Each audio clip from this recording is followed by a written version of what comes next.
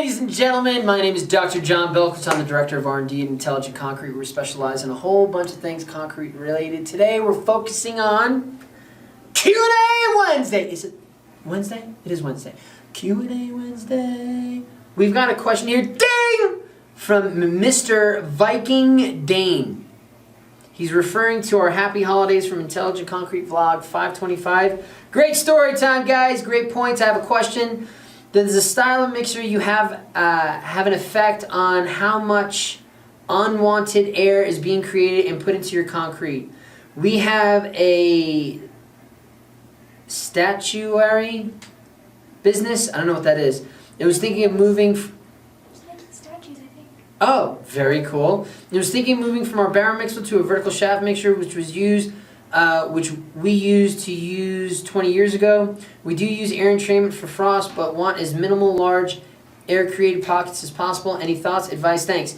You know, Mr. Viking Dane, great name. You're always going to have a transfer period where you're going to need to make changes to the mix that we're using for one mixer versus the other.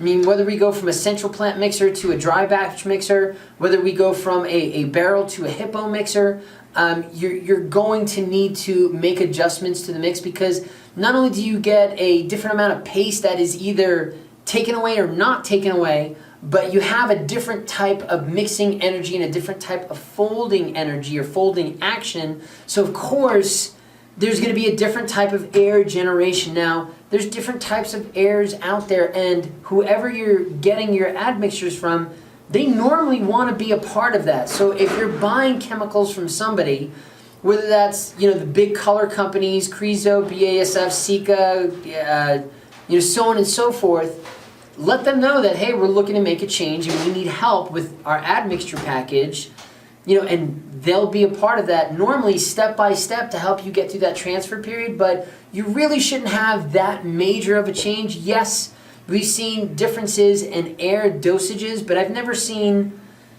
I guess the only time I've seen a change in the type of air that we've used is when we've had to use some type of shrinkage reducing admixture, or the supplementary cementitious material got dirtier.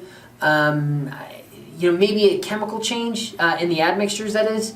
But outside of that, changing mixers, you might have to go through an air entrainment change, and that's not necessarily a big deal. Just make sure you're working with your admixture provider, and they can help you get through that. So I think that's my biggest piece of advice. Let us know if you have any other questions. Don't forget to like, subscribe, ding that bell for notifications. Go Concrete! Beat asphalt!